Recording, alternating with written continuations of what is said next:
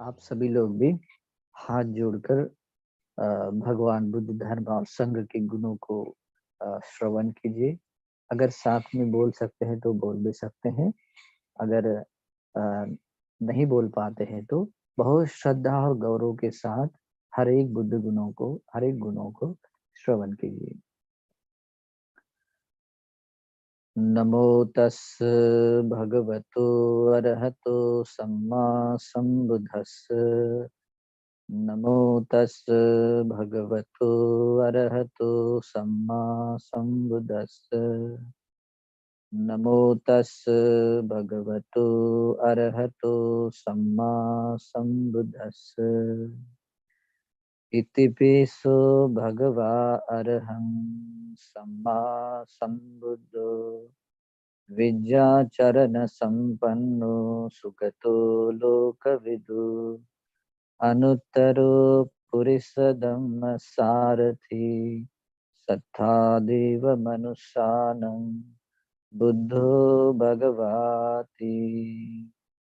स्वाखातो भगवता धम्मो संदिट्ठिको अकालिको एहि पस्सिको ओपनायिको पश्चात्तं वेदितव्यो विन्योहीति। सुपटिपन्नो भगवतो सावक संगो उजुपटिपन्नो भगवतो सावक संगो न्यायपटिपन्नो भगवतो सावक संगो सामीचिपटिपन्नो भगवतो सावक संगो। यदिदं चत्तारि पुरुषयुगानि अट्ठपुरुषपुद्गला एष भगवतो सावक संगो। आहुनेयो पाहुनेयो दक्षिणेयो अंजलिकरणीयो अनुत्तरं पुण्यक्षेत्रं लोकस्याति। साधु साधु साधु। ठीक है, अभी हम धर्म श्रवण करेंगे। तथागत सम्यक संबुद्ध द्वारा उपदिष्ट श्री सद्धर्म में से बहुत ही अनमोल तथागत का उपदेश आज श्रवण करेंगे। आज मैं आप लोगों को शरणागमन के बारे में बताऊंगा। आप लोगों ने शायद हो सकता है बचपन से 3 रत्नों की शरण ग्रहण की होगी।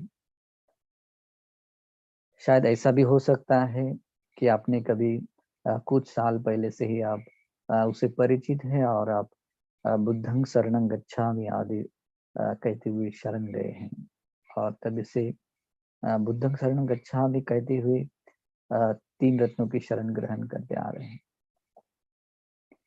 कुछ लोग ऐसे भी हो गए जिन्होंने कभी इनके बारे में जाना नहीं, समझा नहीं। तो आज हम इन 3 रत्नों की शरण इस बुद्ध शासन में कितने मायने रखती है, कितनी महत्वपूर्ण है, इसके बारे में जानेंगे। आप लोगों ने एक घटना सुनी होगी, जब भगवान बुद्ध ने सम्मा संबोधि ज्ञान प्राप्त कर लिया और उस सम्मा संबोधि ज्ञान प्राप्त करने के बाद 7 सप्ताह तक उन्होंने सम्यक संबोधि के ध्यान समापत्ति में उन्होंने अपना समय बिताया। उसके बाद उन्होंने अपने धर्म की गंभीरता को समझा है, देखा है और मन में ऐसा विचार किया है कि अगर मैं ये धर्म लोगों को बताऊं और लोग अगर इसे नहीं समझेंगे तो ये मेरे लिए पीड़ा मात्र होगी, क्योंकि ये धर्म तर्क से नहीं जाना जाता। ये एक बात बहुत ध्यान से सुननी है, ये तथागत के धर्म को तर्क से नहीं जाना जा सकता है। ये संसार के उल्टे प्रवाह की तरह है। जो संसार का हर एक सत्व प्राणी जिन पंच काम गुण सुखों में सुख मानता हुआ बस उसी उसी में आसक्त होता हुआ अपना जीवन जीता है, उसी में सुख खोजता है और उन्हीं सुखों को पाने के लिए बहुत प्रयास करता है। तो उस समय में भगवान भगवान के मन में जो उपेक्षा भाव जागी थी कि मैं लोगों को धर्म बताओ या न बताओ, आखिर सम्यक संबुद्ध तो सम्यक संबुद्ध होते हैं, सब जानता सब बसता। सम्मा संबोधि का अर्थ ही होता है कि सब जानता, सब कुछ जानते हैं, सब कुछ देखते हैं, यानी सर्वज्ञ होते हैं।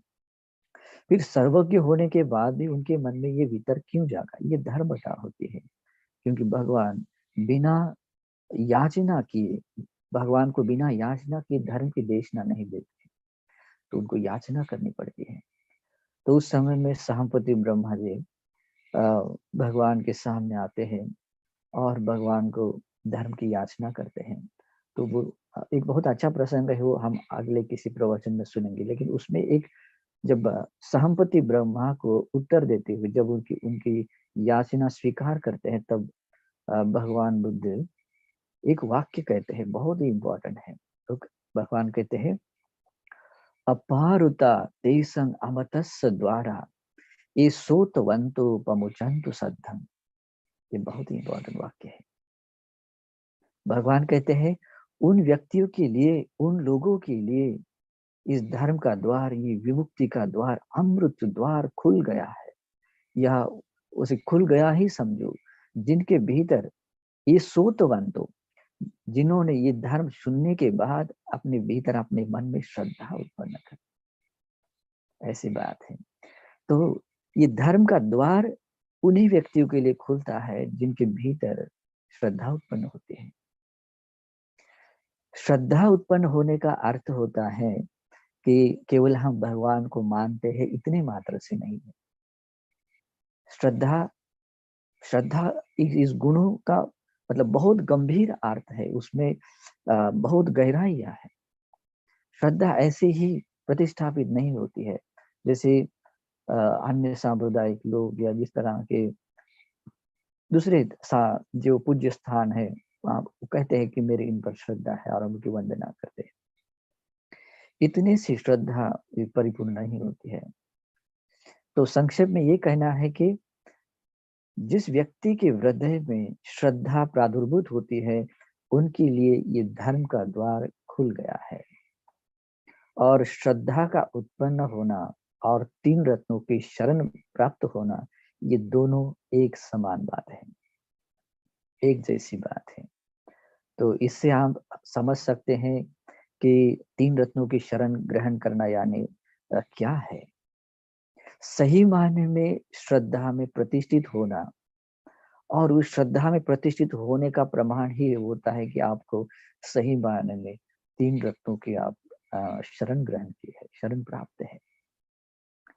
तो श्रद्धा को ऐसे ही छोटा शब्द है करके समझना नहीं है। ये दूसरे सांप्रदायों ने इस शब्द का उपयोग किया है और वो श्रद्धा के मारे बहुत सारे कर्मकांड करते हैं, अकुशल करते हैं और बहुत सारे बुरे या बुरे मार्ग पर चलते हैं। ये श्रद्धा नहीं है, ठीक है।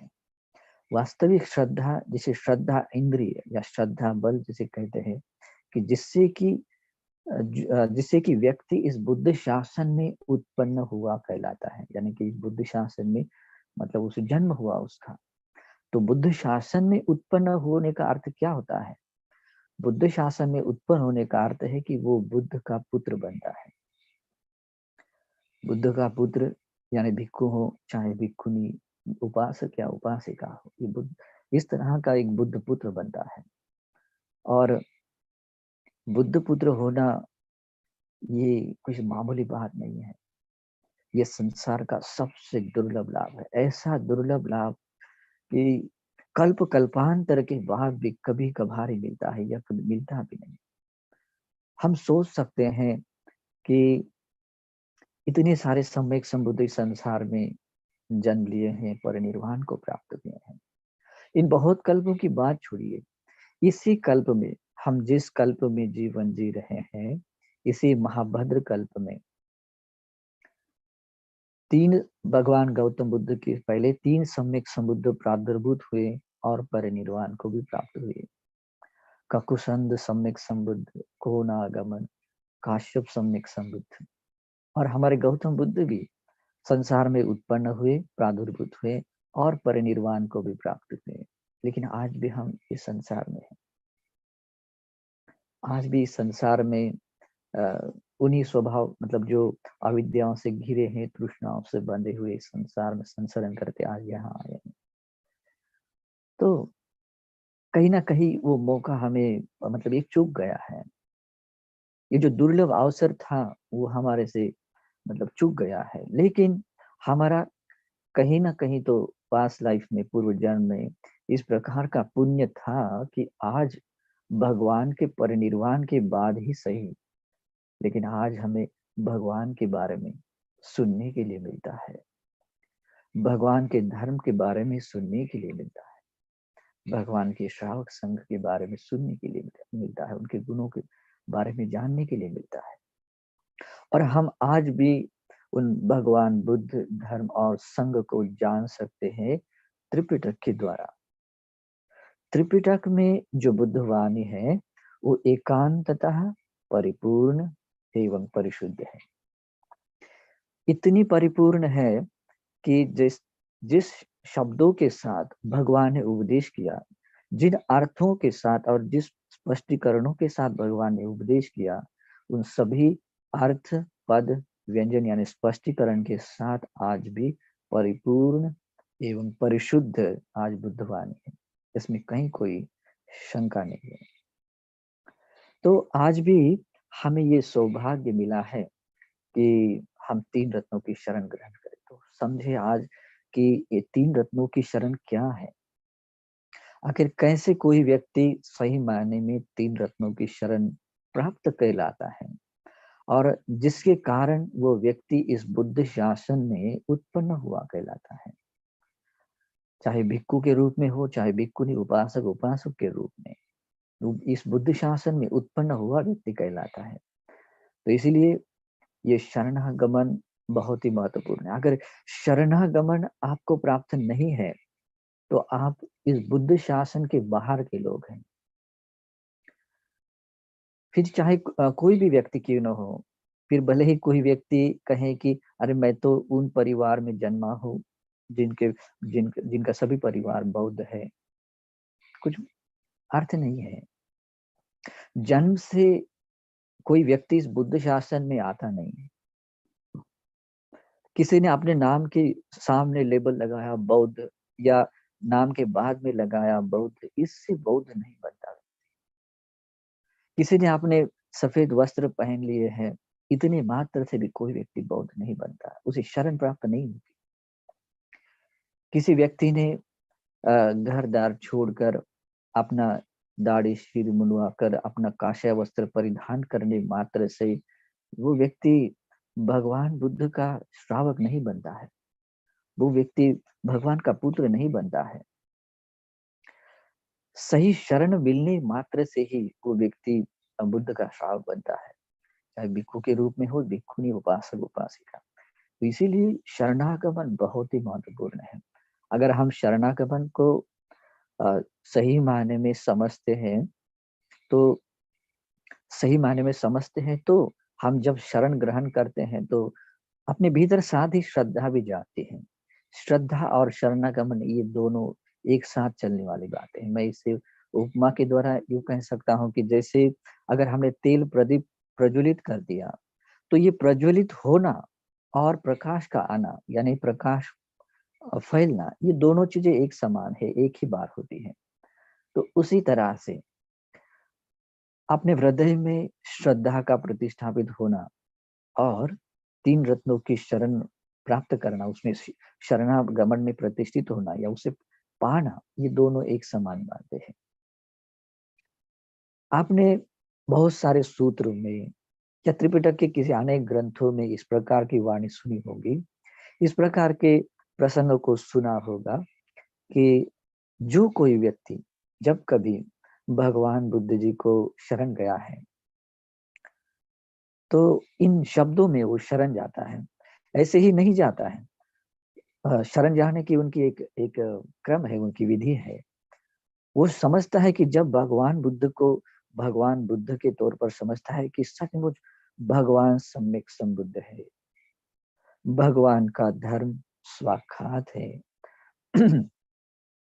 भगवान का श्रावक संघ सुपटिपन्न है। तो इस तरह के जब बोध के साथ तीनों रत्नों के गुणों को यथाभूत जानता है, तो जानने का अर्थ होता है कि वो धर्म के गंभीर अर्थ को उसने समझ लिया, धर्म के गंभीर अर्थ को समझ लिया, और उसने समझ लिया है कि आज तक मैं जिस तरह से भटकता रहा, आज मुझे सही रास्ता मिला। तो वो कहता है कि भगवान आपने उसी तरह से धर्म उपदेश किया, जैसे कोई व्यक्ति बहुत दिनों से भटका हो और उसे किसी ने सही रास्ता बता दे, वैसे ही आपने मुझे ये धर्म का रास्ता बताया। और कहता है कि जैसे कोई ढकी वस्तु हो, उसे कोई खुला कर दे, यानी आज तक हम उसे जान नहीं पाए कि आखिर क्या है, वो आज हमारे लिए खुला हो गया सब कुछ, जीवन और धर्म का सत्य आदि सा। जो चीजें कोई वस्तु या कोई चीज हो जो उल्टी रखी हुई हो, जिसने किसी ने सीधी कर दी हो, उसी तरह से आपने हमें सीधे रास्ते पर लाया, मतलब एक सरल धर्म का दर्शन कराया। और कहता है व्यक्ति कि जैसे कोई कोई व्यक्ति किसी अंधेरी जगह पर, अंधेरी खोली में, रूम में तेल का प्रदीप प्रज्वलित करे, जिससे कि आंख वाले व्यक्ति जिसके पास चक्षु है, तो वो व्यक्ति इन उन वस्तुओं को देख सके, आजू बाजू में जो चीजें हैं उसको देख सके। उसी प्रकार आपने हमारी आंखें खोल दी, आपने इस तेल प्रदीप को प्रज्वलित करने की तरह और ये वस्तुओं का दर्शन कराने की तरह हमें ये धर्म का दर्शन कराया। देखिए इन शब्दों में कितनी गंभीरता है। जो भगवान की शरण ग्रहण करते हैं, ऐसे ही भगवान बहुत दिखने में सुंदर है करके चलो शरण जाते हैं, ऐसे नहीं है। बहुत लोग भगवान को शरण जा रहे, चले हम भी शरण जाते हैं। इस तरह से कोई भी व्यक्ति शरण नहीं गया है। जितने भी लोग भगवान को शरण गए हैं, इन्हीं अवबोध के साथ गए हैं। उन हर व्यक्ति को यही बोध हुआ है कि जैसे कोई रास्ता भटका हो और उसे सही रास्ता मिल जाए।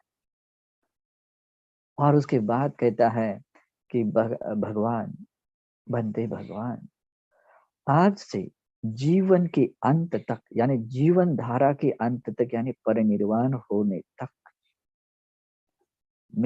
मैं आपको शरण जाता हूँ, धर्म को और संघ को शरण जाता हूँ। भगवान आप मुझे शरणागत श्रावक के रूप में ग्रहण करें। तो ये विधि होती है शरण जाने की। तो आज हम अभी इन इन इस तरह के जो लोग भगवान बुद्ध को शरण गए हैं, वे शरण गए हुए लोग केवल विशिष्ट प्रकार के समाज से आए हुए नहीं थे। वो सभी प्रकार के लोग थे, चाहे क्षत्रिय वर्ण के हो, चाहे ब्राह्मण हो, चाहे वैश्य हो, चाहे अन्य किसी कुल के व्यक्ति हो। वो भगवान के पास आते थे और भगवान के जब धर्म की सुधर्मता को समझते थे और उस सुधर्मता में यही बोध करते थे कि भगवान सम्यक संबुद्ध है, भगवान का धर्म स्वाखात है, भगवान का श्रावक संघ सुपटिपन्न है। और इस तरह के बोध के साथ ही, अवबोध के साथ ही कहते थे कि भगवान आज से मुझे आजीवन आपका शरणागत श्रावक समझे। और इस तरह से भी भगवान के श्रावक बनते थे। और फिर उसके बाद में अगर उसे लगता है कि भगवान ने जिस जिस प्रकार से धर्म का उपदेश किया, यानी जिस तरह से भगवान ने उपदेश किया है, उस धर्म को परिशुद्ध रूप में, शंख की तरह शुद्ध रूप में पालन करना, आचरण करना गृहस्थ जीवन में इतना संभव नहीं है, बहुत मुश्किलें हैं। गृहस्थ जीवन दलदल का रास्ता है। तो क्यों न मैं घर गृहस्थ का त्याग कर श्रमण जीवन जीव, यानी प्रभु जी भिक्षु बनो। तो इस तरह से अभी शरण जाने के बाद की घटना है। फिर उसके बाद कहता है कि भगवान आपके शासन में मुझे शरणागत के रूप में, आपके शासन में मुझे प्रवज्ञा मिले। फिर जब वो प्रवज्ञा ग्रहण करता है, तब उस समय में भी वो व्यक्ति उपासक 3 रत्नों की शरण ग्रहण करते हुए ही इस बुद्ध शासन में आता है, यानी कि प्रवज्ञा ग्रहण करता है। पहले के समय में जब इतनी अवबोधपूर्ण शरण होती थी, इतनी मतलब इतने भाग्यशाली पुण्यशाली लोग थे, उनकी श्रद्धा इंद्रिय, वीर्य इंद्रिय और प्रज्ञा इंद्रिय इतनी प्रबल थी कि उन्होंने जब भगवान का धर्म श्रवण किया, तो धर्म का श्रवण करने मात्र से ही वे श्रोतापन्न बने, सकृदागामी, अनागामी। तो उस समय में भगवान को कहने की जरूरत नहीं थी कि आप बुद्धं शरणं गच्छामि कहकर इस बुद्ध शासन में प्रवजित हो। वहां कहने की जरूरत नहीं थी। एक शब्द था, उसे कहते थे, यही भिक्खवे, भिक्षु आओ। और आगे भगवान कहते थे कि भिक्षुओं, ये साक्षात सद्धर्म है कि जो संसार दुखों से मुक्त होने के लिए ये श्री सद्धर्म है। इस श्री सद्धर्म में अप्रमाद पूर्वक विहार करो। इस एक ही शब्द जब भगवान के श्रीमुख से निकलता था, भिक्षुओं आओ, वो तो उपासक होता था, लेकिन उसका इतना मतलब पुण्य था, इतनी उसकी पारमिताएं पकी हुई थी कि उनको अपने भगवान के वृद्धि प्रभाव से या उनके पुण्य प्रभाव से, उनको वृद्धि से चीवर, यानी 8 परिष्कारों के साथ चीवर उनको प्राप्त होता था।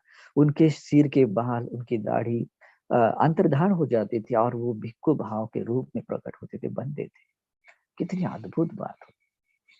ये अद्भुत बात केवल बुद्ध शासन में होती है, और ऐसी बात होने के लिए बहुत बड़ा भाग्य, बहुत बड़ा पुण्य लगता है, बहुत पुण्य लगता है बुद्ध शासन में प्रवर्जित होना। और वो भी यही भिक्खवे, यानी भगवान के मतलब वृद्धि प्रभाव के साथ इस तरह की यही भिक्खवे के रूप में प्रवज्ञा मिलना, ये अपने आप में बहुत बड़ा लाभ होता है, क्योंकि वो व्यक्ति सही मायने में सम्यक दृष्टि में प्रतिष्ठापित बनता है। इस तरह के सम्यक दृष्टि में प्रतिष्ठापित होता है कि वो उनको शरण अपने आप प्राप्त हो जाती है। वो व्यक्ति शरण प्राप्त बन जाता है।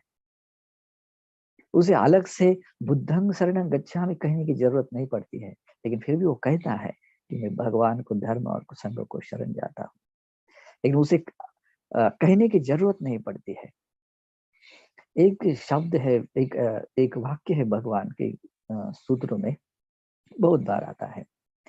जो दिट्ठी संपन्न उपासक है, जो दृष्टि संपन्न उपासक है, यानी सम्यक दृष्टि संपन्न, वह व्यक्ति अन्य किसी जो भी पूज्य स्थान कहा जा सकता है या किसी अन्य शरण स्थान जहां माने जाते हैं, तो उनकी शरण कभी नहीं जाता।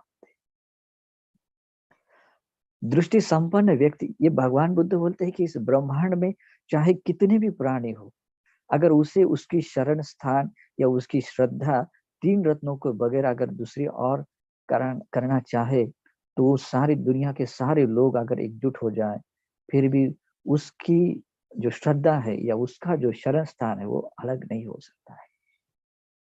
इतना मतलब ये दृढ़ होता है, तो इसे कहते हैं शरण प्राप्त होना, सम्यक दृष्टि में प्रतिष्ठापित होना।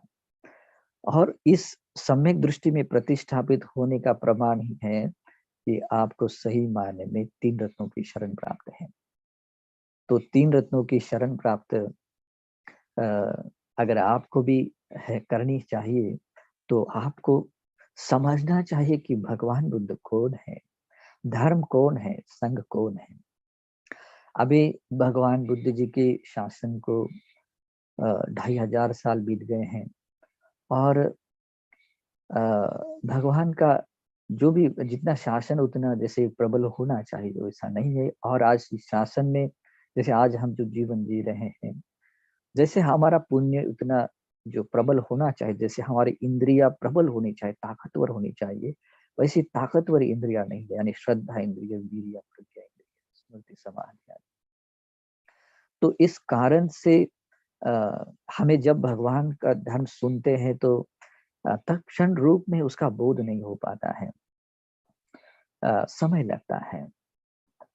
जैसे कि आपने बहुत सारे धर्मोपदेश सुने होंगे इससे पहले भी, या लेकिन जिन उपदेशों को सुनकर जिन लोगों ने श्रोतापन्न सकृदागामी अनागामी अरहत्व प्राप्त कर लिया, उन्हीं उपदेशों को हम आज सुनते हैं, लेकिन आज हम उसका बोध नहीं कर पाते हैं।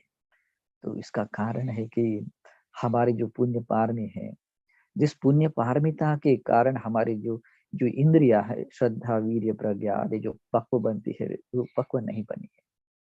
इसीलिए भी आज के वर्तमान जीवन में जो हम शरण ग्रहण करते हैं तो उसे परिपूर्ण आकार में विस्तार से सही अर्थ और सही पद व्यंजन के साथ में उसको समझना चाहिए कि भगवान बुद्ध आखिर कौन है, धर्म कौन है, क्या है, संघ क्या है। तो ये समझने के बाद जब हमारे ज्ञान के साथ जब उसे समझते हैं और उस ज्ञान के साथ समझने के बाद जो श्रद्धा उत्पन्न होती है, और उस श्रद्धा के साथ में जब हम बुद्धं शरणं गच्छामि कहते हैं, तब जाकर हम सही मायने में भगवान को शरण गए हुए श्रावक कहलाते हैं। आसान लगता है? इतने दिनों से हमने भगवान बुद्ध जी को देखा है, यानी कि बुद्ध मूर्ति के रूप में विहारों में गए हैं, बुद्धं शरणं गच्छामि अनेक बार कहा है, लेकिन सही मायने में वो फीलिंग नहीं आती है। अगर श्रद्धा और ये शरण स्थान, ये दोनों मतलब ज्ञान और श्रद्धा के साथ अगर हम शरण जाते हैं तो वो सही मायने में शरण बन जाती है, वो शरण प्राप्त होती है और वो व्यक्ति सही मायने में बौद्ध उपासक बनता है।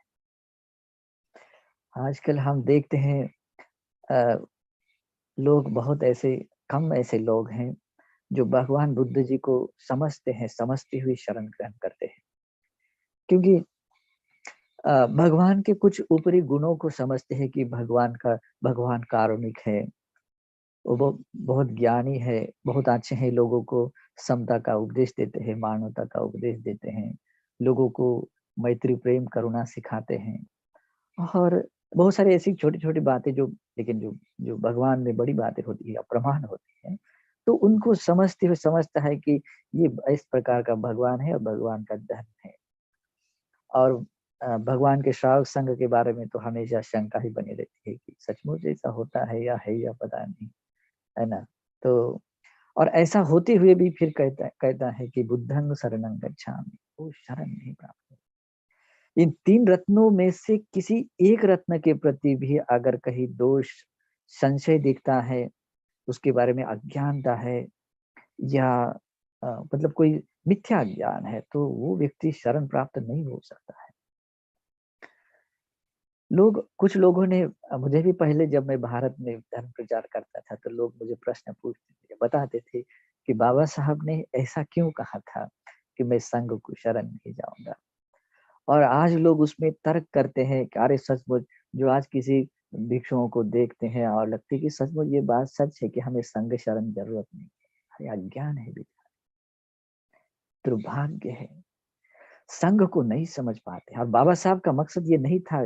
जब चंद्रमणि भांति जी को वो प्रश्न पूछा था, तो प्रश्न का उत्तर यही वो चाहते थे कि जो संघ, जो सुपटिपन्न, उजुपटिपन्न, न्याय प्रतिपन्न है, ऐसे संघ को शरण जाना है।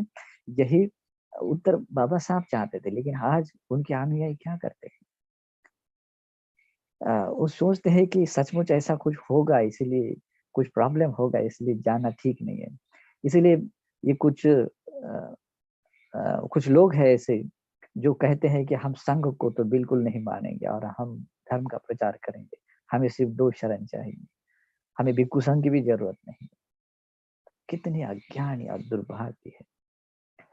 इतने अति दुर्लभ भगवान बुद्ध के शासन के रहते हुए भी वे लोग इस तरह से अपना मतलब जो सौभाग्य है वो मिट्टी में मिलाते हैं, दुर्भाग्य बनते हैं। वो शरण प्राप्त नहीं बन सकते हैं और ना ही वे भगवान बुद्ध के श्रावक बन सकते हैं। जब भगवान बुद्ध के श्रावक ही नहीं है, तो वो क्या कहलाते? इस बुद्ध शासन के बाहर के लोग कहलाते हैं। भगवान बुद्ध के धर्म में उत्पन्न, मैंने पहले ही वाक्य में बताया कि बुद्ध के शासन में आना है तो उसे 3 रत्नों की शरण प्राप्त होना बहुत जरूरी है। और 3 रत्नों की शरण जब प्राप्त होती है तो श्रद्धा और ये शरण, ये दोनों एक समान, एक साथ होने वाली बात है। और जब श्रद्धा में प्रतिष्ठित होने का अर्थ होता है कि वो व्यक्ति सम्यक दृष्टि संपन्न बनता है। यानी कि सम्यक दृष्टि अंग क्या है? भगवान बुद्ध ने जो मध्यम प्रतिपदा बताई है, जो आर्य अष्टांगिक मार्ग बताया है, जो विमुक्ति का मार्ग बताया है, उस मार्ग का आरंभ है, आरंभ है। अगर इस आरंभ में पहला कदम ही नहीं रखा तो हम दूसरा कदम क्या रखेंगे? अगर हमारा पहला कदम ही गलत दिशा में पड़ा हो या गलत दिशा में रखा हो, तो उस व्यक्ति से कैसे आशा की जा सकती है कि वो व्यक्ति सही दिशा में आगे जाए? नहीं कहा जा सकता। आज ऐसे बहुत लोग हैं जो विपश्यना करते हैं और विपश्यना करते हैं। अनेक संप्रदाय से लोग आते हैं, क्रिश्चियन आते हैं, मुस्लिम भी आते हैं, हिंदू भी आते हैं, ईसाई आते हैं, सिख आते हैं, जैन आते हैं और विपश्यना करते हैं। समझते हैं कि मैंने बहुत कुछ पा लिया है, बहुत अच्छा रास्ता है, मेरी बहुत सारी चित्त की पीड़ाएं दूर हुई हैं, मेरे शारीरिक बहुत सारे रोग बहुत कम हुए हैं और मुझे और भी बहुत सारा लाभ हुआ है। उसके ऊपरी ऊपरी लाभ को देखकर समझता है कि मैं इस विपश्यना का अभ्यास करते हुए मुक्त हो जाऊं, संभव नहीं है। मैंने आरंभ में जो कहा हुआ वाक्य बहुत इंपॉर्टेंट है, जो भगवान का वाक्य है, मेरा व्यक्तिगत नहीं है। जिस व्यक्ति के भीतर श्रद्धा उत्पन्न होती है, उन्हीं के लिए धर्म का द्वार खुलता है। जिस व्यक्ति के भीतर श्रद्धा प्रतिष्ठापित होती है, जिस व्यक्ति के भीतर शरण प्रतिष्ठापित होती है, वही व्यक्ति इस बुद्ध शासन में उत्पन्न हुआ व्यक्ति कहलाता है। वही व्यक्ति इस धर्म के मार्ग पर पहला कदम रखा हुआ व्यक्ति बनता है, दूसरे व्यक्ति नहीं। तो इसीलिए उपासकों, समझे इस गंभीरता को। आपने इस तरह से भी समझा है कि अरे ये कैसे भिक्षु लोग हैं, ये तो साधना भी नहीं करते हैं, और हम देखें कितने साधक है, हम इतने लगन के साथ ध्यान साधना विपश्यना करते हैं, हम सही माने उपासक है, हमें इनकी जरूरत नहीं। वो भी ऐसे लोग कहते हैं और उपास भिक्षुओं पर बहुत टीका करते हैं, निंदा करते हैं भिक्षुओं की। किसी एक व्यक्ति के या किसी चंद व्यक्तियों को देखकर संघ का प्रमाण करते कि संघ ऐसा है, तो वो सही मायने में उन्होंने बुद्ध को नहीं समझा है। जिन्होंने बुद्ध को नहीं समझा है वो व्यक्ति धर्म को भी नहीं समझ सकता है। जो व्यक्ति धर्म को नहीं समझ सकता वो व्यक्ति संघ को भी नहीं समझ सकता। इसमें ऐसा कभी नहीं हो सकता है कि मैं बुद्ध को तो मैंने समझ लिया, अभी मुझे धर्म को समझने की जरूरत नहीं है। वो धर्म को समझेगा ही। धर्म को समझ लिया, अभी उसे जरूरत नहीं है कि मुझे बुद्ध की भी जरूरत नहीं है और संघ की भी जरूरत नहीं है। संभव बात नहीं। ऐसे कुछ लोग विपस्सी लोग होते हैं कि अभी मुझे तो धर्म मिला है, विपස්සना मिली है, अभी मुझे भगवान बुद्ध की जरूरत नहीं है, मेरा शरण स्थान तो दूसरा है, ये देवता है, वो देवता है, ये पहाड़ है, ये नदी है, सारे शरण स्थान है। और मैं तो अपने कर्म कांड करता रहूंगा, मुझे लेकिन मुझे ये धर्म अच्छा लगता है और मैं इसे कंटिन्यू करूंगा क्योंकि मुझे भी मुक्त होना है। और इस प्रकार से सोचकर वो साधना करता है, यानी कि विपස්සना करता है। वर्षों के पीछे वर्ष बीतते हैं, वो साधक ऐसे ही बना रहता है, लेकिन उसे कुछ नहीं मिलता है। वो मुक्ति के रास्ते पर एक कदम ही नहीं आगे बढ़ पाता है। और फिर आगे कहता है कि अरे मुझे तो अभी इस तरह का उदय हुए ज्ञान समझ में आ रहा है, मुझे तो ये भंग ज्ञान भी समझ में आ रहा है, तो अभी तो मैं श्रोतापन्न बनाई, कम से कम चुल्ल श्रोतापन्न तो बनाए। तो इस तरह से भ्रम में बना रहता है। जो होता है, जो नहीं होता है, वो होता है के रूप में देखता है, अपने आप को धोखे में रखता है।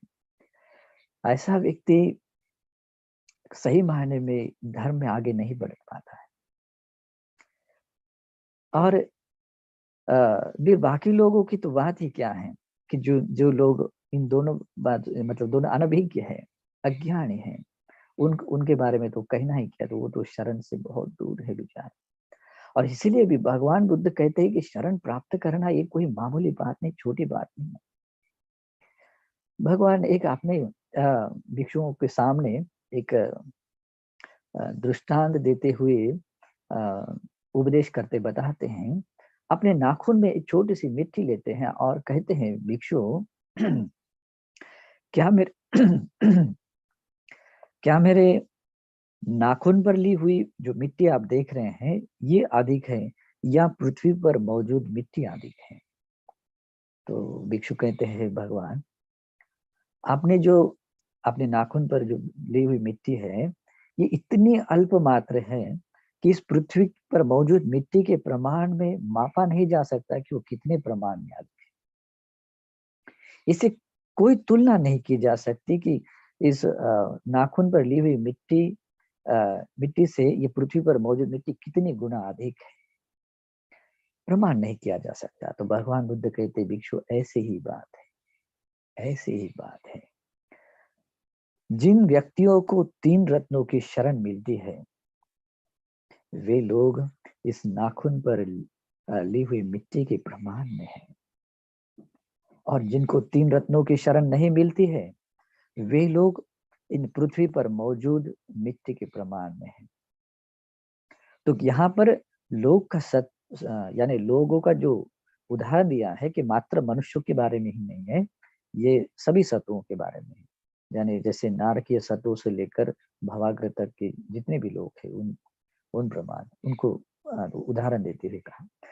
तो इस उपदेश में, भगवान के इस उपदेश में हम ये बात समझ सकते हैं कि अगर हम सही मायने में 3 रत्नों की शरण प्राप्त है तो हम इस भगवान ने जो अपने नाखून पर ली हुई मिट्टी का प्रमाण है तो उस प्रमाण में आए, तो हम समझ सकते हैं कि इस संसार में सबसे दुर्लभ बात, क्योंकि भगवान के नाखून के प्रमाण में आना ये कोई आसान बात नहीं है, और ये सबके बस की बात नहीं है, सबको संभव हो ऐसी भी बात नहीं है। अगर हम इतने प्रमाण में आते हैं तो हम सबसे भाग्यशाली लोग हैं, क्योंकि संसार में सबसे दुर्लभ बातों में से हमने दुर्लभ लाभ प्राप्त कर लिया। 3 रत्नों की शरण प्राप्त करना आसान बात नहीं है। केवल मुख से बोला कि बुद्धं शरणं गच्छामि, वो व्यक्ति बौद्ध नहीं बन सकता, वो व्यक्ति भगवान का श्रावक नहीं बन सकता, वो व्यक्ति बुद्ध का पुत्र नहीं बन सकता। उसे बोध होना बहुत जरूरी है। तो इसके आनिसंस, शुभ परिणाम आदि हम अगले प्रवचन में देखेंगे कि आज लेकिन इतना देखेंगे कि ये शरण हमें प्राप्त कैसे होती है और हमें इस शरण प्राप्त कैसे ग्रहण करनी चाहिए, इसके बारे में जानेंगे और थोड़ा बहुत उसके शुभ परिणाम भी देखेंगे, क्योंकि ये विषय बहुत बड़ा है। और आज के ज़माने में, आज की जो हम जहाँ जिस वातावरण में हम आज हम जीवन जी रहे हैं, इस समय में तो इसके बारे में अधिक विस्तार से बताना ज़रूरी है। क्योंकि भगवान के समय के जैसे लोग नहीं हैं। जैसे कि वो लोग, उन लोगों में इतनी पुण्य पारमिता थी, उन्होंने अनेक कल्पों से पारमिताओं को पूरा किया हुआ था। उन्होंने सम्यक संबुद्ध, पच्चेक बुद्ध, बोधिसत्व, अनेक अनंत श्रावकों का आश्रय किया था, और उनके आश्रय से उनकी संगत से बहुत सारे पुण्य किए थे, जो उनके निर्वाण की ओर जाने में उनको तो सहायक बने। तो आज इतना तो नहीं है, लेकिन इतना भी नहीं है कि हमारा कोई पुण्य न हो, ऐसा भी नहीं। हमारा पुण्य है, क्योंकि आज भी हम भगवान बुद्ध के बारे में सुनते हैं। आपको पता नहीं होगा, आप कल्पना भी नहीं कर सकते कि भगवान बुद्ध ये शब्द सुनने मात्र में भी मिलना कितना दुर्लभ है। कल्प कल्पांतर बीतते हैं और ये बुद्ध शब्द मात्र सुनना भी बहुत मुश्किल है। आपने कभी सुना होगा कि अभी तो इस कल्प में 4 बुद्ध आकर उत्पन्न होकर चले गए और भविष्य मैत्री बुद्ध आएंगे। इस कल्प के ये 5वें बुद्ध हैं और लगेगा कि ये बहुत नजदीक समय है। गलत बात है। ये उसके वर्षों का अंतराल बताना इतना संभव नहीं है। अब हम एक अलग प्रवचनों में उसके बारे में देखेंगे कि ये क्या होता है। अगर आपको इसके बारे में जानना ही है कि भगवान बुद्ध कौन है या इसके कैसे जन्म लेते हैं, तो हमारे गुरुजी ने एक किताब लिखा है। अभी हिंदी में उसका अनुवाद हुआ है और अमेज़न पर उसका अवेलेबल भी है। बुद्ध कौन है?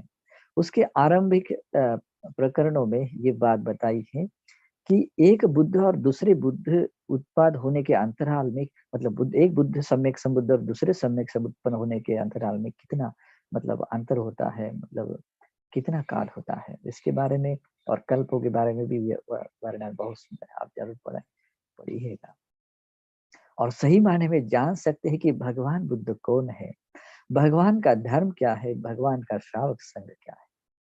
वो किताब सचमुच आश्चर्य है और इसीलिए हमारे गुरुजी ने उस किताब का नाम ही रखा था आश्चर्य मनुष्य।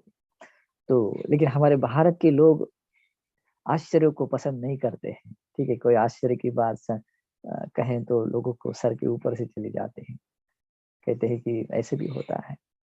तो अपने क्षमता या अपनी जो सीमा बनाई है, जैसे अपने मन में जो भगवान बुद्ध के बारे में जो इमेज बनाई कि भगवान बुद्ध ऐसे है और इमेज के बाहर से कोई हम बात सुनते हैं तो हमें वो स्वीकारना पसंद नहीं आता है। तो इसलिए उसे प्रश्न दिया है कि बुद्ध कौन है, भगवान बुद्ध कौन है। ठीक है, वो किताब जरूर पढ़िएगा। तो तो उपासकों, तो अगर आप चाहते हैं कि मुझे भगवान बुद्ध की शरण मिले, जो शरण इस संसार की सबसे दुर्लभ बात है, और ऐसी शरण जिससे कि मेरे जन्म जन्मों का कल्याण हो, जिससे कि मेरा ये जीवन मुक्ति की ओर जाए, जिससे कि मेरे लिए निर्वाण, अमृत निर्वाण का द्वार खुल जाए, ऐसी शरण अगर आप प्राप्त करना चाहते हैं तो आपको इसे समझना चाहिए। आज तक जिन लोगों ने ये बात समझी थी कि हमने किसी विशिष्ट प्रकार के कर्म कांडों को या अंधविश्वासों को त्याग दिया और हमने बुद्धिवादी विचारों को स्वीकार कर लिया, तो इतने मात्र से हम भगवान बुद्ध के श्रावक बनेंगे, तो ये बात गलत है। ऐसी संभव नहीं बात। ठीक है, उसमें ऊपरी ऊपरी से बात अच्छी लगती है लेकिन गहराई नहीं। उस व्यक्ति ने भगवान बुद्ध को नहीं समझा है, उस व्यक्ति ने धर्म को नहीं समझा है, संघ को नहीं समझा है। और इसीलिए हमारे भारत में आज भी लोग भगवान बुद्ध के बारे में जब कुछ बात सुनते हैं तो उसे स्वीकार नहीं करते हैं। लोग, बहुत सारे लोग जो खुद को आचार्य समझते हैं, वे भी लोग भगवान बुद्ध के गुणों को समझते हैं, कहते हैं इतिपिसो भगवा अरहं सम्मा संबुद्धो विद्याचरण संपन्नो सुगतो लोकविदु अनुत्तरो पुरुष धम्म सारथी सत्ता देव मनुष्यान बुद्धो भगवान। ये भगवान के गुणों को बहुत सुंदरता से गाते हैं, बोलते हैं, दूसरों को बताते हैं कि ये भगवान के गुण है। लेकिन वही व्यक्ति जब उसी बुद्ध गुणों को जब समझता है कि भगवान का अरहंत होना क्या है, भगवान का भगवान होना क्या है, भगवान का सत्ता देव मनुष्यान होना क्या है, उसे प्रतिक्षेप करता है। भगवान की बोधि को ही अगर वो प्रतिक्षेप करता है तो व्यक्ति भला क्या श्रद्धावान होगा। अगर उसे श्रद्धा ही नहीं है तो उसे शरण क्या प्राप्त होगी। फिर वो कितना ही दिन रात क्यों ना कहे कि मैं बुद्ध को शरण गया हूँ, वो इस बुद्ध शासन में जन्मा हुआ व्यक्ति नहीं बनता, उपासक उपासिका नहीं बन सकता। वो तो इस बुद्ध शासन के बाहर का है। लेकिन उसका इस प्रकार भगवान के प्रति स्नेह रखना वो निरर्थक नहीं जाएगा, निरर्थक नहीं जाएगा। भगवान ने एक बहुत सुंदर एक सूत्र है, गामिनी संयुक्त में सूत्र है। उस सूत्र का मुझे नाम याद नहीं आ रहा है, लेकिन उसमें एक, हाँ, संक धम सूत्र में भी आता है, लेकिन उससे पहले वाले सूत्र में भी आता है, मतलब जो उस पूरे सूत्र में आता है जो, हाँ, सरखाणी सूत्र है। उसमें एक वाक्य आता है अंतिम में कि भगवान के प्रति स्नेह मात्र, प्रेम मात्र रखने वाला व्यक्ति भी सुगति में जाता है। उसका भी जीवन का भला होता है। वो सुगतिगामी मार्ग पर आरूढ़ होता है। वो दुर्गति में नहीं जाता है। यानी कि भगवान के प्रति स्नेह प्रेम रखना भी बहुत कल्याणकारी है। तो सही मायने में भगवान की शरण प्राप्त करना, कहीं ना क्या है, उससे शब्द नहीं है कि कितना कल्याण होता है। मैंने ये पहले ही वाक्य में कहा था कि उस व्यक्ति के लिए निर्वाण का द्वार खुलता है। निर्वाण का द्वार खुलता है। इसीलिए भी उपासकों ये 3 रत्नों की शरण ग्रहण करना ये कोई मामूली बात नहीं, बहुत ही महत्वपूर्ण कदम है और इस ऐसा कदम उठाना है। इसीलिए मैंने ये पहला उपदेश आप लोगों को देने के लिए सोचा है कि आपको 3 रत्नों की शरण ग्रहण करने के बारे में बताऊं। तो सबसे पहले आज की वर्तमान स्थिति के अनुसार आप लोगों को अगर 3 रत्नों की शरण ग्रहण करना है, तो आपको अपने आप में झाँक कर देखना है, इन 3 बातों को देखना है, ठीक है? पहले भगवान बुद्ध में जो बोधि है, भगवान के स्वाखा सद्धर्म में जो गुण है, भगवान के सुपटिपन्न श्रावक संघ में जो गुण है, उन गुणों के प्रति, भगवान की बोधि के प्रति क्या मैं अज्ञान हूँ? क्या मैं इन गुणों के बारे में अजानकार हूँ? इसके बारे में क्या मुझे जानकारी नहीं है? ये बात पहला प्रश्न है, खुद को पूछना है, ठीक है? अगर आप सही में चाहते हैं, मैंने जो इतने शुभ परिणाम बताया है, शरण ग्रहण करने के और शरण प्राप्त होने के तरीका बताया है, तो आपको ये खुद को प्रश्न पूछना है कि भगवान बुद्ध में जो बोधि है, अरहं सम्मा संबुद्ध, क्या इन गुणों के बारे में कहीं कोई मेरे बारे में अज्ञानता, मेरे भीतर कोई अज्ञानता है? मैंने ऐसे बहुत सारे लोग देखे हैं जो कुछ किताब पढ़ते हैं, त्रिपिटक तो नहीं पढ़ते या त्रिपिटक का कोई एक ग्रंथ भी नहीं पढ़ते हैं, जो किसी ने लिखा होता है, जो किसी किसी लेखकों ने, किसी अनुवादकों ने, संपादकों ने वो संपादित किया होता है और उसी को प्रमाण मानते हैं और समझते हैं कि भगवान बुद्ध यानी ऐसे हैं। मुझे कुछ दिन पहले बहुत सारे लोगों ने विवाद किया था कि भगवान को भगवान नहीं बोलना है।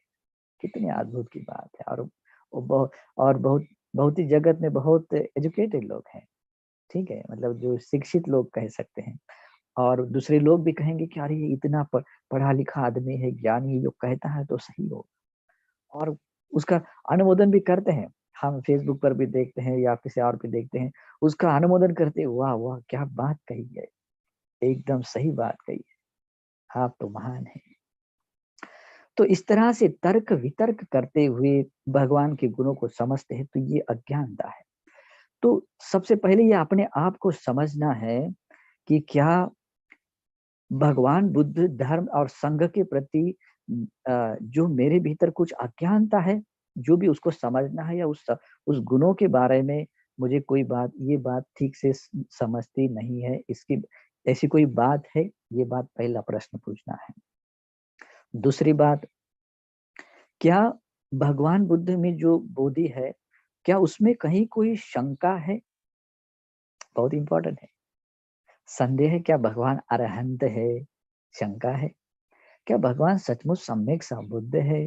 क्या शंका है? विद्याचरण संपन्न, क्या शंका है उसमें कि आखिर ये क्या हो सकता है? नहीं, ऐसा तो नहीं हो सकता, ऐसा हो सकता है। इस तरह की शंका कुशंका जो आती है, तो क्या ये मेरे भीतर है? ऐसा दूसरा प्रश्न पूछना है आपको, ठीक है? पहला प्रश्न क्या है? अज्ञानता। अज्ञान, कोई व्यक्ति खुद को अज्ञान नहीं समझ सकता है, चाहे पढ़ा लिखा भी ना हो, वो भी खुद को अज्ञान नहीं समझेगा। और जो पढ़ा लिखा है, डिग्रियां ली हुई बहुत सारी, और वो बहुत बड़े बड़े भाषण करता हो, वो स्टेज पर उसके तालियां बजती हो जिसके भाषण पर, वो तो बिल्कुल कहेगा ही नहीं कि मैं अज्ञान हूँ। कहेगा क्या? बिल्कुल नहीं कहेगा। वो स्वीकार करेगा ही नहीं। मैंने ऐसे बहुत सारे लोगों को समझाने की कोशिश की, लेकिन समझ नहीं पाए बेचारे। लेकिन बहुत सारे लोग ऐसे हैं, वो समझ गए हैं और वो श्रद्धावान भी बने हैं, क्योंकि मेरा वो परिश्रम विफल नहीं रहा, सफल भी रहा है। और मैं हमेशा प्रयास करता हूँ कि 1000 लोगों में से अगर 2 लोगों ने भी सही मायने में उसका अर्थ समझ लिया, तब भी मेरा वो परिश्रम सफल हुआ समझता हूँ। तो आपको ये 3 प्रश्न पूछने हैं, ठीक है? क्या भगवान बुद्ध की में जो बोधि है, क्या उसके प्रति मेरे भीतर अज्ञानता है? ये पहला प्रश्न। दूसरा प्रश्न, क्या भगवान बुद्ध में जो बोधि है, क्या उसमें उसके प्रति कहीं में मुझे शंका है? और तीसरा प्रश्न पूछना है, क्या भगवान बुद्ध में जो बोधि है, क्या उसके प्रति कहीं मैं गलत अर्थ से तो मैंने कोई समझ नहीं लिया? इसके कहते हैं मिथ्या ज्ञान। ठीक है, ज्ञान होना एक अलग बात है, जो ज्ञान नहीं है वो अज्ञान है। लेकिन जो खुद को ज्ञान समझता है कि ये ज्ञान है लेकिन वो मिथ्या होता है, तो ये भी बहुत भयानक है। ठीक है, आप लोगों ने आज तक ये बात कभी सुनी नहीं होगी, है ना? और इसीलिए बस कहते आ रहे हैं हम बुद्धिस्ट है, कहते आ रहे हैं हम तो बाबा साहब के इस मिशन को पूरा करने वाले लोग हैं, कहते आ रहे होगे हम तो साधक लोग हैं, विपस्सी लोग हैं। लेकिन सही मायने में शरण प्राप्त जो न होने के जो कारण है, वो ये 3 कारण हैं। ठीक है, जो आपने आपको खुद को प्रश्न पूछने हैं, और वो उसी प्रकार 3 प्रश्न आगे हैं जिससे कि आप सही मायने में समझ सकते हैं कि मैं इस 3 रत्नों की शरण प्राप्त हूँ। ठीक है? तो ये बात अभी मैंने जो यहाँ बताई है, तो यहीं पर भूलना नहीं, ठीक है? इसे सुनने के बाद जहाँ कहीं एकांत जगह पर हैं, बैठते हो, लेटे हो या संक्रमण कर रहे हो या किसी भी खड़े हो, तो उस स्थिति में उस स्थिति में जो भी हो आप जिस स्थिति में, आप योनिसो मनसिकार कीजिए कि जो मैंने जिस अर्थ में जो बात मैंने बताई है, उसी अर्थ से मनसिकार कीजिए कि आखिर ये बात क्या है? और गौर कीजिए अपने आप में कि ये बात मुझ में है। जो कमियाँ हैं, उस कमियों को दूर करना चाहिए। ये अपना बड़प्पन होता है, इसमें अपनी उन्नति होती है कि अगर हम अपनी कमियों को दूर करते हैं, तो इससे हम छोटे नहीं बनते हैं। आज तक मैंने इन इन विचारों को माना है और आज मैं अचानक इसे छोड़ दूँ, तो लोग क्या कहेंगे, समाज क्या कहेगा? मैंने आज तक लोगों लोगों को इस तरह की बातें बताई कि ऐसे भगवान बुद्ध है, ऐसा भगवान का धर्म है, ऐसा संघ है। और आज तो मैंने जो भगवान का जो त्रिपिटक से संबंधित जो उपदेश सुनने के बाद तो समझा है कि अरे बुद्ध ऐसे है, धर्म ऐसा है, संघ ऐसा है। और आज तक जो समझा है तो मैं इसे कैसे छोड़ूँ? तो कमियों को दूर करना ये आपको छोटा नहीं बनाती है, आपको बहुत बड़ा बनाती है, बहुत महान बनाती है। ऐसा महान कि आप सोच नहीं सकते। ऐसा पुण्यशाली बनाते हैं कि सोच नहीं सकते। हम अगले देशना में सुनेंगे कि ये शरण ग्रहण करने से कितना पुण्य मिलता है। ठीक है? आज बस इतना समझेंगे कि ये शरण हमें कैसे प्राप्त होती है और कैसे कोई व्यक्ति इन 3 रत्नों की शरण ग्रहण करने से वंचित रह जाता है। आज के ज़माने में भारत एक आध्यात्मिक लोगों का देश होने के बाद भी, भारत सम्यक संबुद्धों का देश होने के बाद भी, पच्चीक बुद्ध, चक्रवर्ती सम्राट, महाबोधिसत्व, इन सभी महापुरुषों का देश होने के बाद भी, आज के ज़माने में जब हम भारत के लोगों को देखते हैं, तो भगवान की वाणी को समझते हैं या भगवान को समझते हैं, अरे! ये तो दूसरों का है और हमारा तो अलग है। हम इस संप्रदाय से लोग हैं, हम इस धर्म को मानने वाले लोग हैं और ये लोग दूसरे हैं, भगवान बुद्ध दूसरे हैं, भगवान का धर्म दूसरा है, भगवान का श्रावक संघ पराये हैं, दूसरे लोग हैं। और इस तरह के समझते हुए, उसको पराया समझते हुए अपने मंगल को ठुकराते हैं, अपने मंगल को ठुकराते हैं। समझते नहीं है अपने अपने जो संसार में सबसे बड़ा सौभाग्य मिलने वाली जो बात होती है, उस सौभाग्य को न समझकर उसे ठुकरा देते हैं। जो ओरिजिनल रत्न है, जो ऐसा अनमोल रत्न जिसकी तुलना इस संसार में किसी रत्नों से नहीं की जा सकती है, और मामूली कांच के टुकड़े जैसे किसी चीज को या डुप्लीकेट ऐसे सोने को सोना समझकर इसी को समझते हैं कि ये मेरा सोना है, और उसी से अलंकार अलंकृत होते हैं, खुद को क्या कहते हैं उसे सुशोभित करते हैं और कहते हैं कि मुझे एक ये है, मेरी शान है, और कहते हैं कि मुझे गर्व है कि मैं ये हूँ। ये बात भी है, हर व्यक्ति को उस तरह का गर्व होता है। तो इस तरह से वो व्यक्ति बेचारा उलझ जाता है। भारत ऐसा सत्पुरुषों का देश होने के बाद भी आज की इस स्थिति में इस तरह का विचार सरणी वाले लोग बने हैं। तो ये जो बना है तो ये ऐसे ही नहीं बना है। जो मनुष्य लोक में आए हुए हैं लोग, भारत के लोग, अभी जैसे देखो 140 करोड़ के बराबर लोग हैं, ठीक है, लेकिन भगवान को शरण गए हुए लोग कितने हैं? बहुत कम है। और ऐसा क्यों है? क्योंकि वे लोग समझते हैं कि अरे हम तो पराये हैं, हम तो दूसरे हैं और भगवान बुद्ध दूसरे हैं, दूसरों के हैं। समझते नहीं बेचारे। आजकल आजकल के खास करके ब्राह्मण लोग हैं, ब्राह्मण लोग समझते नहीं है कि अरे हम तो सनातनवादी धर्मवादी लोग हैं।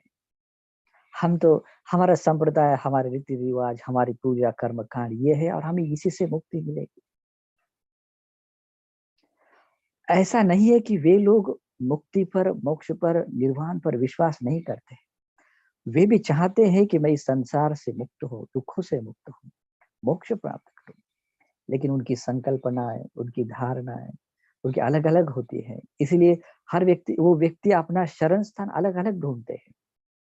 कोई व्यक्ति नदियों को शरण ढूँढता है, सोचता है कि अगर मैं नदियों में डुबकी लगाता रहूँ, इससे मेरे पाप धुलते जाएँगे और मैं मुक्त हो जाऊँगा। कोई व्यक्ति वनों पहाड़ों को शरण जाता है, समझता है कि इस वन पहाड़ों में अधिपति जो भी देवता है, उसकी मैं पूजा अर्चना करूँगा तो मेरा जीवन धन्य हो जाएगा, मैं मोक्ष प्राप्त करूँगा। आजकल भारत के बहुत ऐसे लोग हैं जो अमनुष्य भूत प्रेतों को ही ईश्वर मान रहे हैं। ये थोड़ा-सा चमत्कार देखते हैं, किसी अमनुष्य यक्षों, भूत प्रेत, नागों का देखते हैं और समझते हैं कि यही ईश्वर है। समझते हैं कि यही हमारा सब कुछ है। देखिए कितना चमत्कार है, और उसके लिए सब कुछ खो देते हैं। और इस तरह से उसे समर्पित होते हैं कि समझ नहीं सकते हैं कि क्या इसके अलावा भी कोई मार्ग है? नहीं समझ पाते हैं और बेचारे उलझ जाते हैं। और इस तरह की उन अमनुष्यों की ही भक्ति करने के कारण, किसी असुर है या अन्य किसी कोई है, उनकी ही भक्ति करने के कारण क्या होता है? वे ब्राह्मण कुल से हैं, खुद को ज्ञानी भी समझते हैं और समझते हैं कि मैं मुक्ति के, मोक्ष के मार्ग पर हूँ। लेकिन क्या करते हैं? एक बहुत छोटे-छोटे किसी अमनुष्यों को शरण स्थान मानकर अपनी मुक्ति का स्रोत ढूँढते हैं। नेतं खो शरणं खेमं नेतं शरणम उत्तमं। ये उत्तम शरण स्थान नहीं है, जिससे कि सब दुखा पमुच्यते, ये सभी दुखों से मुक्त होने वाले शरण स्थान नहीं है। कोई व्यक्ति जैसे नदियों को, वन पहाड़ों को, या किसी यक्ष को, किसी नागों को, किसी असुरों को शरण स्थान मानता है, किसी वृक्षों को, वृक्ष देवताओं को, या ऐसी भी किसी, बहुत सारे ऐसी चीजें हैं, उनको शरण स्थान मानता है। तो ये शरण स्थान उत्तम शरण स्थान नहीं। इससे व्यक्ति मुक्त नहीं होता है। हालाँकि वो चाहते हैं कि मैं भी मुक्त बनूँ, और हालाँकि चाहते हैं कि मैं भी सम्यक मार्ग पर आरूढ़ बनूँ। और जब छोटे-छोटे किसी चमत्कारों को, किसी चीज़ों को देखते हैं, समझते हैं कि यही बात सत्य है, बाकी सब झूठा है। और इसीलिए वो मिथ्या मार्ग पर आरूढ़ होने के बाद भी हर वो व्यक्ति कहता है, मैं जिस रास्ते पर हूँ या जो मैं समझता हूँ यही सत्य है, यही सम्यक है, बाकी सब मिथ्या है। ये एक आश्चर्य की बात है। भगवान के समय में भी जो बाकी आज कुछ 6 आचार्य लोग थे, बाकी लोग जैसे संजय वेलटिपुत्र, पकुद कात्यायन, मक्खली गोसा, निघंटनाथ पुत्र, ये सभी लोग भी कहते थे कि मैं जो कहता हूँ यही मुक्ति का सम्यक मार्ग है, बाकी सब मिथ्या है। ठीक है, बेचारे सब के सब नरक में गए हैं, सब दुर्गति में गए हैं। मुक्ति तो बहुत दूर की बात है। और यहाँ तक कि वे इतना सोच सकते हैं कि हाँ मैं अरहंत हूँ। ये खुद को ये समझते थे कि मैं अरहंत हूँ, मैं सर्वज्ञ हूँ, मैं स्वयं हूँ, और खुद को पता नहीं होता है कि आगे के इस पल के बाद क्या होगा, ये भी पता नहीं होता। और बेचारे बहुत संकट में गिरे और दुर्गति चले गए।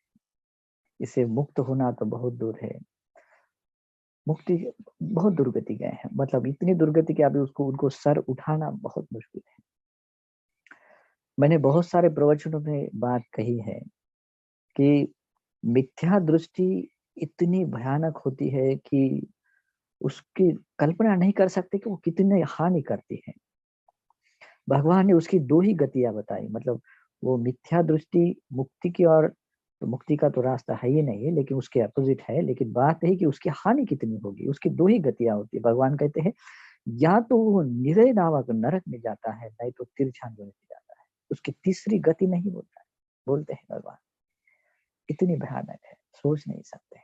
ब्रह्मजाल सूत्र पढ़ेंगे तो आप चकित हो जाएंगे। और सचमुच जब ब्रह्मजाल सूत्र भगवान ने जब उपदेश किया, ये समस्त ब्रह्मांड, ये 10 सहस्र ब्रह्मांड थर्राते हुए कंपित हुआ था।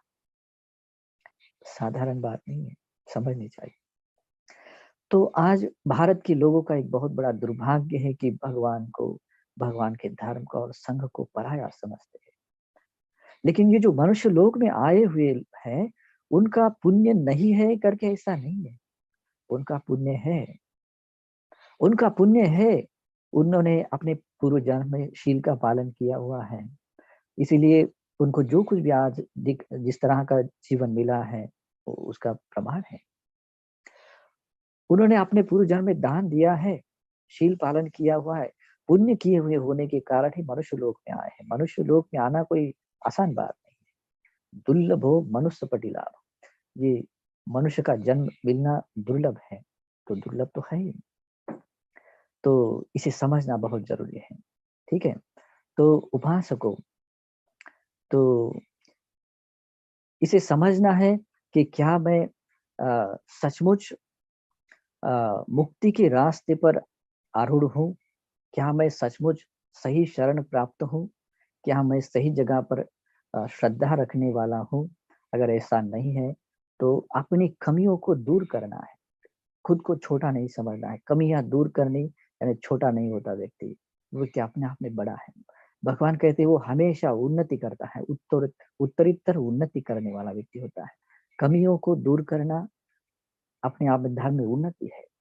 भगवान के समय में भी बहुत सारे लोग कुछ अपनी कमियां दिखाते थे, और कुछ गलती हुई तो भगवान से क्षमा याचना करते थे। भगवान उसे क्षमा करते थे, लेकिन क्षमा करते हुए एक वाक्य बोलते थे कि इस मेरे शासन में जो व्यक्ति अपनी गलती को गलतियों के तौर पर देखकर परिपूर्णतः संवर होकर इस प्रकार की गलती इस क्षण से कभी ना करो, ऐसा अगर वो प्रतिज्ञाबद्ध होता है, अधिष्ठान करता है, तो वो अपने आप इस धर्म में वो उन्नति करता है, यानी वो सही माने मुक्ति की ओर आगे जाता है। ठीक है, तो मुझे लगता है समय कितना हुआ, 21, थोड़ा समय बाकी है। ठीक है, विषय बहुत बड़ा है, और समझाना भी बहुत जरूरी है, क्योंकि आज की हम भारत की स्थिति को देखकर मतलब ऐसे समझते हैं कि आज भगवान बुद्ध को समझाना बहुत जरूरी है, धर्म को समझाना बहुत जरूरी है, संघ को समझाना बहुत जरूरी है, क्योंकि ये बुद्ध धर्म और संघ के गुणों को सही मायने में समझने के बाद ही कोई व्यक्ति तीन रत्नों की शरण ग्रहण कर पाएगा, है ना। इसीलिए क्योंकि आज उतना उस व्यक्ति की श्रद्धा इंद्रिय, वीर इंद्रिय, प्रज्ञा इंद्रिय ऐसे जन्मजात, ऐसे जो अपने पूर्व जन्मों से संचित की हुई पुण्य से उतनी नहीं आई हुई, या उतने बलशाली नहीं है। ठीक है, इसीलिए उनको थोड़ी सी उनकी थोड़ी सी हिंट देनी पड़ती है, उसको थोड़ी ऊर्जा देनी पड़ेगी, और ऊर्जा देने के लिए उसे समझना होगा। ठीक है, तो मुझे लगता है कि अभी समय थोड़ा सा बहुत कम है, लेकिन मैं बस ये तीन बातों को एक गौर करूंगा कि मतलब बताऊंगा कि खुद को ये बात समझनी चाहिए कि भगवान बुद्ध में जो बोधि है, उसके बारे में अज्ञानता नहीं रखनी है, अज्ञानता नहीं रखनी। भगवान बुद्ध अज्ञान होना क्या है?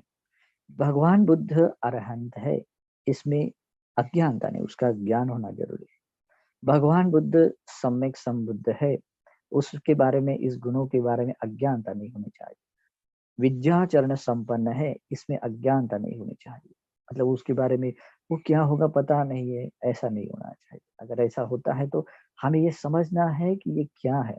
अगर ऐसा समझते हैं और इस ज्ञान के साथ में जब श्रद्धा उत्पन्न करते हैं और उस श्रद्धा में प्रति होकर शरण ग्रहण करते हैं, तो मुझे विश्वास है आप सही मायने में शरण प्राप्त उपासक बनेंगे, शरण प्राप्त उपासिका बनेंगे। और उपासिका उपासक बनने का अर्थ है आप इस बुद्ध शासन में जन्म लेंगे, आप इस बुद्ध शासन में उत्पन्न हुए भगवान बुद्ध के पुत्र बनेंगे, पुत्रिया बनेंगे।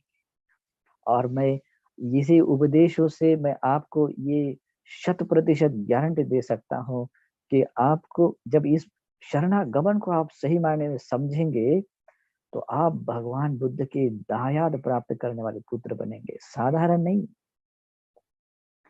मैं ये बात फिर से दोहराता हूँ, समझ लीजिए कि भगवान बुद्ध का दायाद प्राप्त करने वाले अगर पुत्र अगर बनते हैं तो वो शरणागमन से, तो शरणागमन, सही शरणागमन प्राप्त होना बहुत जरूरी है। तो आज ये बात समझनी है तो भगवान के अन्य भी जो गुण है, जैसे कि भगवान सुगत है, तो उसके बारे में अज्ञान नहीं होना चाहिए, संदेह नहीं होना चाहिए और उसके बारे में मिथ्या ज्ञान नहीं होना चाहिए। भगवान बुद्ध लोक विदु है।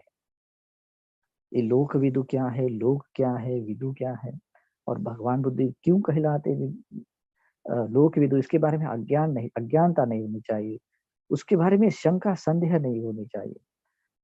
दूसरे संप्रदायों की जैसे कुछ ऐसे होते कि अरे इस पर शंका संदेह मत कर, ये जैसा है वैसा ही मान, इसलिए ऐसा नहीं है। वो ज्ञान से अगर हम सही मायने में जान लेते तो शंका भी, अज्ञानता भी नहीं रहती, संशय भी नहीं रहता है और मिथ्या ज्ञान भी नहीं रहता है। ठीक है, तो हम इसी क्रम से इसको समझने वाले, इसी क्रम से। ठीक है, तो भगवान बुद्ध अणुत्तरो पुरुष धम्म सारथी क्यों है इस संसार में, मतलब इस बुद्ध शासन में, मतलब सभी सत्वों को, देवता मनुष्यों को रुजू करने के लिए वे अनुत्तर सारथी कैसे हैं, इसके बारे में अज्ञानता नहीं होनी चाहिए, शंका संदेह नहीं होना चाहिए, मिथ्या ज्ञान नहीं होना चाहिए। भगवान बुद्ध सत्ता देव मनुष्य, सभी देवताओं के, यानी कि इस संसार में जितने भी देवता हैं, कामावचर 6 देवता है, 16 प्रकार के ब्रह्म है, 4 अरु अरु ब्रह्म देवता है, मनुष्य लोक हैं, इन सभी देवता मनुष्यों के जो शास्त्र है, गुरु है, वो क्यों है, इसके बारे में अज्ञानता नहीं होनी चाहिए।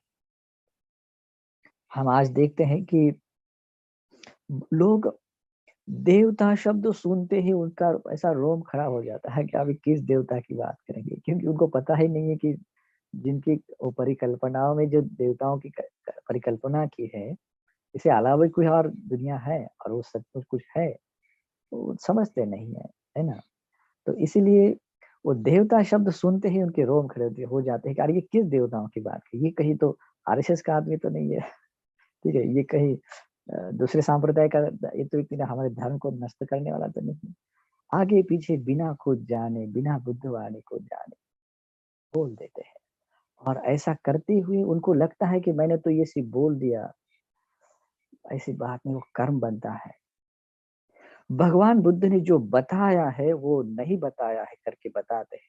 भगवान ने जो धर्म बताया उसे अधर्म के रूप में बताते हैं, जो अधर्म बताया उसे धर्म के रूप में बताते हैं, जो विनय बताया उसे अविनय के रूप में बताते हैं, जो अविनय है उसे विनय बताता है, जिसको आपत्ति कहा है उसे अनापत्ति कहता है, अनापत्ति को आपत्ति ये सबसे बड़ा पाप है। इस सबसे बड़े पाप को कहते हैं संग भेद का पाप, महापापों में से पाप। लोग समझते नहीं बेचारे, अंध है, अज्ञान है, कहते हैं भगवान को मानने वाला हूँ, मैं पुण्य करूंगा, लोग धर्म सेवा करूंगा, कमाते हैं पाप। तो समझना चाहिए कि भगवान बुद्ध क्या है। तो भगवान की बुद्धि को समझना है कि भगवान सत्ता देव गुणसाने क्यों है, उसके बारे में अज्ञानता नहीं होनी चाहिए, शंका संदेह नहीं होना चाहिए और मिथ्या ज्ञान नहीं होना चाहिए, क्योंकि मिथ्या ज्ञान से बहुत हानि होती है। अज्ञानता भले कभी ज्ञान पैदा होने से ज्ञानता दूर हो जाएगी, जब शंका का निरसरण हो जा, शंका का निरसरण भी हो जाएगा, लेकिन मिथ्या ज्ञान बहुत हानिकारक होता है। मिथ्या ज्ञान बहुत हानिकारक होता है, इतना हानि करता है कि सोच नहीं सकते। जैसे बहुत सारे लोग ऐसे हैं जो गलत रास्ते मिथ्या ज्ञान के साथ बहुत सालों से समय बिताया और उसको छोड़ना बहुत मुश्किल है। लोग बोलते हैं अभी ये बूढ़ा हो गया, इसको बदलना बहुत मुश्किल है, नए लोगों को पढ़ा सिखाते हैं। लोग तरह तरह की बातें करते हैं, तो मिथ्या ज्ञान बहुत हानिकारक है। फिर भगवान क्या है, सत्ता देव मनुष्यान बुद्धो, भगवान को बुद्ध क्यों कहते हैं, इसके बारे में अज्ञानता नहीं होनी चाहिए, शंका संदेह नहीं होना चाहिए, मिथ्या ज्ञान नहीं होना चाहिए। और भगवा, ये भगवा और भगवान, ये शब्द आज कुछ कुछ दिनों में लोगों में कुछ ऐसे ही झगड़ा चल रहा है, नहीं भगवान को भगवा ही बोलना चाहिए, भगवान नहीं है ना, आदि आदि, क्योंकि दूसरे लोग यूज करते हैं। ये शब्द कोई मामूली शब्द नहीं है। भगवा ये पाली शब्द है और जिसका अनुवादित कोई इस भाषा में शब्द करते हैं तो भगवान बोल सकते हैं, इसमें कोई ये नहीं, लेकिन अर्थ पद व्यंजन यानी स्पष्टीकरण ये सही होना चाहिए। जिन भगवानों की परिकल्पना की गई है वैसे भगवान नहीं होते हैं। जैसे कि हम बाहरी, क्योंकि उनका खंडन करना भी भगवान को, अपने भगवान बुद्ध को भगवान नहीं बोलना, उनका ये खंडन करना ये भी देख कर करते कि जिन भगवानों को देखते हैं कि कैसे वो राग द्वेष मोह से युक्त है, बहुत सारी बुराई गुणों दुर्गुणों से युक्त है, देखते हैं और उनको भी भगवान कहा जाता है तो बुरा लगता है। तो कहते हैं कि नहीं, भगवान को भगवान नहीं कहना, ठीक है, हम बुद्ध कहें तथागत कहें, अच्छा सही अर्थ समझते नहीं है।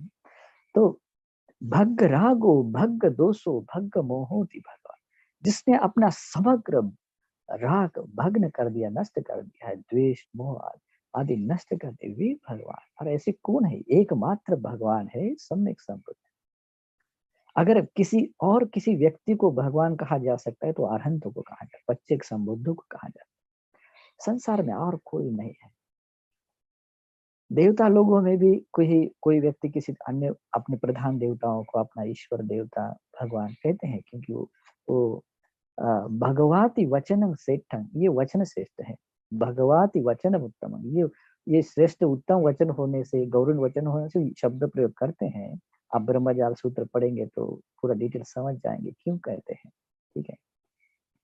और एक है रोहितास्य नामक सूत्र है, शायद अंगुत्तर निकाय के तिक निपात या चतुक निपात में है, उसमें भी ये बताया है कि वो स्वयं को वो किस तरह से भगवान ईश्वर आदि कहते हैं, लेकिन वो हालांकि सत्यता जानते हैं, लेकिन इतने कहने मात्र, वो तो उसमें सद्गुण है इसीलिए बोलते हैं, लेकिन हम जिन लोगों को देखते हैं उनमें तो सब दुर्गुण दुर्गुण दिखते हैं और उनको भी भगवान कहा जाता है, इसीलिए हम कंपेरिजन करते हैं, हाँ, हमारे भगवान को, बुद्ध को भगवान कहा सकते हैं, बुद्ध भगवान नहीं बनते, ठीक है, तो उनका तर्क करते हैं तो जायज है। लेकिन भगवान को भगवान क्यों कहते हैं इसके बारे में अज्ञानता नहीं रखना है, इसके बारे में शंका संदेह नहीं रखनी है, इसके बारे में मिथ्या ज्ञान नहीं रखना है, ठीक है।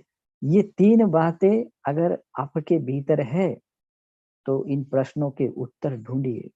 हम अगले प्रवचन में ढूंढेंगे कि सही मायने में ये बुद्ध धम्म संघ के प्रति की अज्ञानता कैसे दूर होती है, भगवान बुद्ध धर्म और संघ के प्रति का जो शंका संदेह कैसे दूर होता है, भगवान बुद्ध धर्म और संघ के प्रति जो श्रावक संघ है उनके प्रति अज्ञानता शंका संदेह और मिथ्या ज्ञान कैसे दूर होता है, ये हम अगले प्रवचन में सुनेंगे।